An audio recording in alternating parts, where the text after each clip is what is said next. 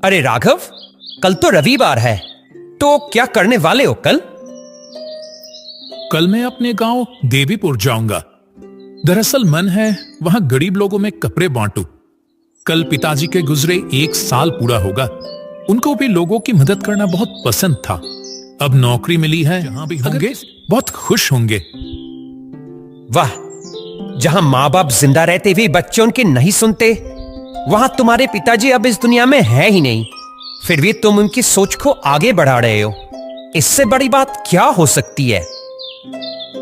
नहीं भैया, मेरी माँ तो सबसे पहले मदद करने पहुंच जाते थे। दूसरे दिन सुबह सुबह राघव निकल पड़ता है देवीपुर की ओर। नाव में बैठकर जाते जाते उसके जहन में 1 साल पहले की बातें याद आने लगी। पिताजी, ऐसी बरसात में कहां जा रहे हैं? मोहन के घर खाना देने जा रहा हूं। कई दिनों से उसका तबीयत अच्छा नहीं है, खुद खाना भी नहीं बना पा रहा। तेज बारिश में आप मत जाइए, मुझे दे दीजिए, मैं दे के आता हूं। नहीं नहीं, तुझे इस बरसात में कहीं जाने की जरूरत नहीं है, मैं अभी आता हूं, तू घर पर ही रहे।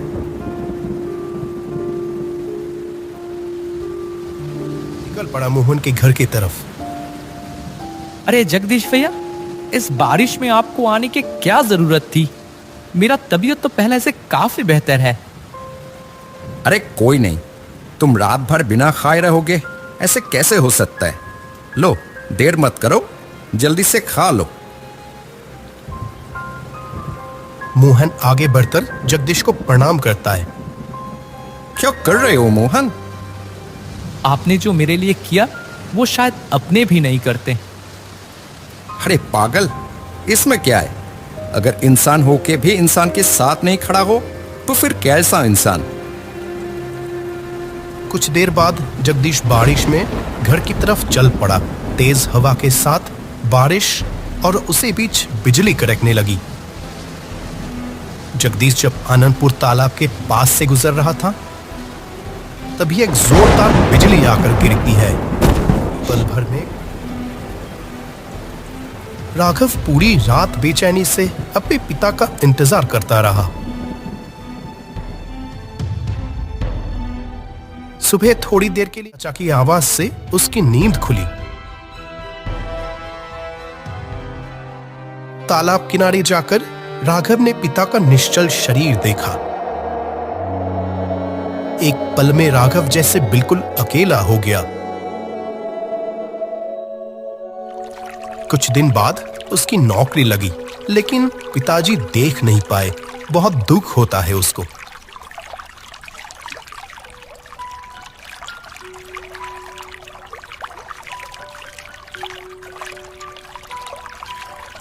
देवीपुर घाट आ गया है।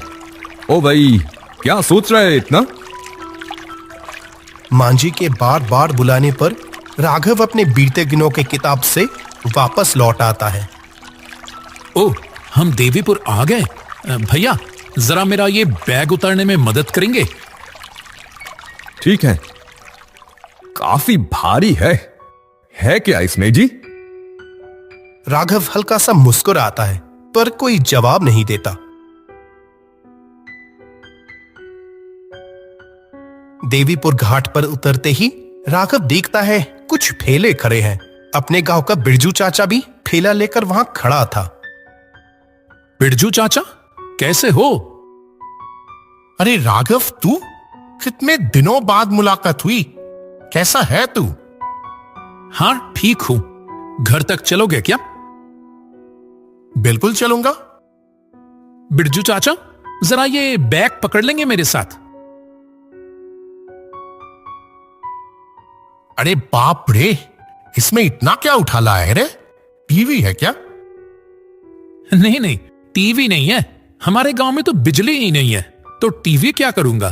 कुछ और है इसमें।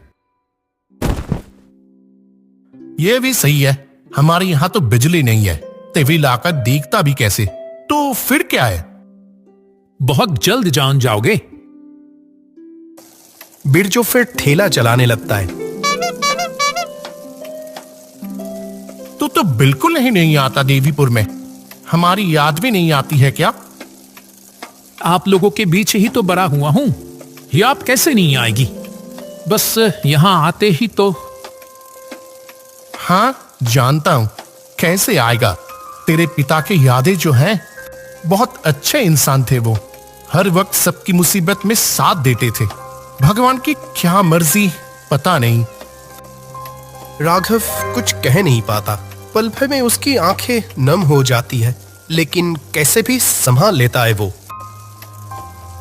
गणेश तो है, वही तो तेरे घर का ख्याल रखता है और लोगों की मुसीबत में भी तुरंत साथ देता है। गणेश चाचा है, इसीलिए तो मुझे कोई फिक्र नहीं होती। राघव का मन है कि आगे चलकर घर बेच दे और गांव वालों की मदद के लिए कुछ करे। हो अच्छा, एक बात तो कहना भूल ही गया। तेरे घाट पर आने से कुछ ही देर पहले मैंने गणेश को नाव में जल्दी से कहीं जाते हुए देखा। गणेश को तो मालूम था ना कि तू आज आ रहा है? हाँ, जानता तो था। मैंने चिट्ठी लिखकर बताया था। हो सकता है किसी जरूरी काम से गया हो। हाँ हो सकता है, उसके चेहरे से भी लग रहा था कि बहुत जरूरी काम था उसे। अरे ये देख, तेरे घर भी आ गए।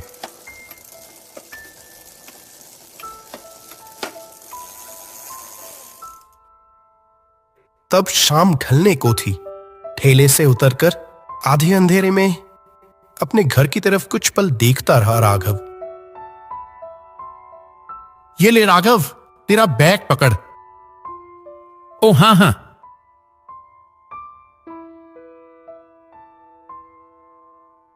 ये क्या बिरजू चाचा, जा रहे हो? भाड़ा तो ले लो। क्या तुझसे पैसे लूंगा? जो इंसान गांव के हर एक के साथ खड़ा रहा, खुद अपना खून का रिश्ता ना होते हुए भी मदद करते करते जान दे दी, उसके बेटे से पैसे लूंगा? ये सब छोड़, मैं चलता हूं। अपना ध्यान रखना। कुछ दिन तो रुकेगा ना, अब सबसे मुलाकात हो जाएगी। बिरजू बिना भाड़ा लिए ही चला जाता है। घर के दरवाजे की चाबी जहां रखी होती है, वहां बढ़ने लगता है राघव। तभी पीछे से आवाज आती है एक। राघव, क्या ढूंढ रहा है? घर की चाबी? राघव पीछे मुड़कर देखता है, एक आदमी। शरीर उसका बहुत ही दुबला पतला, जैसे खून ही ना हो, बहुत ज्यादा सफेद। बहुत ही जाना पहचाना लगा, लेकिन पहचान नहीं पाया। मुझे पहचान नहीं पाया? मैं रतन, तेरे पिता का दोस्त। तब राघव को याद आता है, हाँ, रतन चाचा तो उनके घर बहुत बार आए थे। पिताजी के बहुत अच्छे दोस्त थे, पास के गांव में ही रहते थे। रतन चाचा, आप? बहुत दिनों बाद देखा ना, इसीलिए पहचान नहीं पाया। राघव रतन को प्रणाम करता है। इतने ठंडे पैर किसी इंसान के हो सकते हैं क्या? कुछ पूछने ही वाला था कि रतन बोल पड़ता है। और कितनी देर बाहर खड़ा रहेगा? अंदर चल, इतनी दूर से आया है, भूख लगी होगी ना? गणेश चाचा? गणेश ही तो मुझे छोड़ कर गया। गणेश चाचा कहां गया?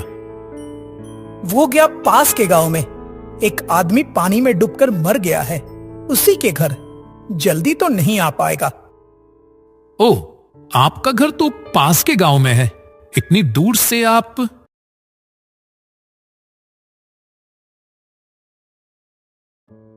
तुझे जो अपने पिता के वर्सी पर कपड़े बांटने थे, उसकी खबर भी मिली। बहुत अच्छा। तेरे पिता जहां भी होगा, खुशी होगा कि उसका बेटा भी दूसरों के साथ खड़ा है। गणेश चाचा ही आपको कपड़े बांटने की बात बताया होगा, नहीं? वही और क्या। चल अब जल्दी से अंदर चल। राघव अंदर जाकर हाथ मुंह धोकर खाना खाते बैठे देखता है, उसके सारे पसंदीदा खाना बने हैं। आपने तो बिल्कुल मेरे सारे पसंद के खाने बना दिए। तेरे पिता से ही खबर मिली है। राघव खाना खाते हुए ही अचानक उसकी नजर खिड़की के बाहर जाती है, जैसे एक काली परछाई उसे घूर रही हो। कौन कौन है वहां? तभी वो काली परछाई वहां से हट जाती है। वो कुछ नहीं रे। शायद पेड़ की छाया होगी। राघव उस बात पे ज्यादा गौर नहीं करता है। रतन चाचा, गांव के सब लोग कब आएंगे कल? कल नहीं, आज रात को ही आएंगे सब। रात के अंधेरे में? वो लोग तो रात में ही आते हैं, दिन के उजाले में नहीं आ सकते। ये सुनकर राघव को बहुत अजीब लगता है। शायद दिन के समय खेतों में काम करते होंगे, इसीलिए नहीं आ पाते। कब आएंगे वो लोग? रात 12 बजे के बाद सब आएंगे। इतनी रात को गांव के लोग जगे रहते हैं क्या? वो लोग तो उसी समय जगे रहते हैं। रतन की हर बात राघव को कुछ अलग अजीब सी लगने लगती है। 12 बजने के बाद घर के बाहर से कई लोगों की गूंज सुनाई देती है। राघव, आजा, सब लोग आ गए हैं। ये क्या? उनके चेहरे तो दिख ही नहीं रहे, सिर्फ काले साये जैसे। गांव के लोग हैं, थोड़ा शर्मा रहा है, इसीलिए सामने आना नहीं चाहते।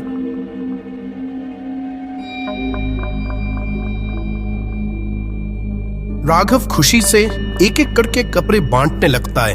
काले साये जैसे हाथ आगे बढ़कर कपड़े लेते जाते हैं। बहुत शुक्रिया। तुम्हारा भला हो।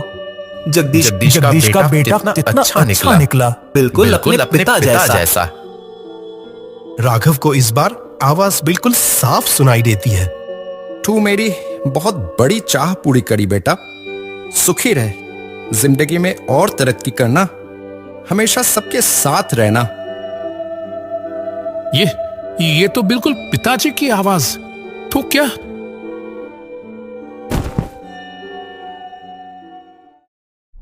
अरे राघव, यहां ऐसे लेटा क्यों है तू? फटाक से राघव उठ बैठता है। सामने गणेश चाचा। कपड़ों का बैग बिल्कुल खाली। उसे समझ नहीं आता कब कपड़े मटकर सो गया वो।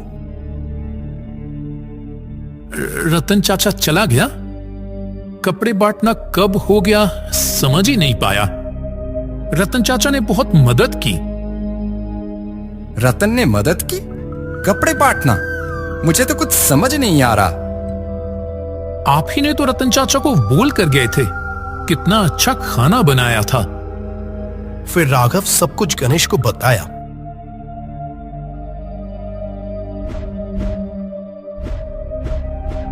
तुझे पता है मैं कहां गया था? हाँ, रतन चाचा ने बताया, पास के गांव में कोई पानी में डूबकर मर गया। और जानता है वो कोई कौन था? कौन? तेरा वही रतन चाचा। हाँ?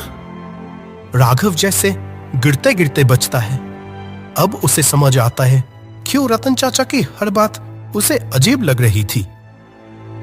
मतलब जैसे पिताजी जीवित रहते इंसानों की मदद करते थे, अब मरने के बाद अपमौत वालों की भी मदद कर रहे हैं। उसने सुना था जो अपमौत मरते हैं उन्हें मौत के बाद भी बहुत पीड़ा होती है, इसलिए पिताजी सामने ना आकर भी बेटे के हाथों उनकी मदद करवा गए। राघव खिड़की से देखता है, दूर रास्ते में कुछ काले साए नई सफेद कपड़े पहने देवी घाट शमशान की तरफ जा रहे हैं। उसमें उसके पिता भी हैं। ये समझने में उसे कोई मुश्किल नहीं होती।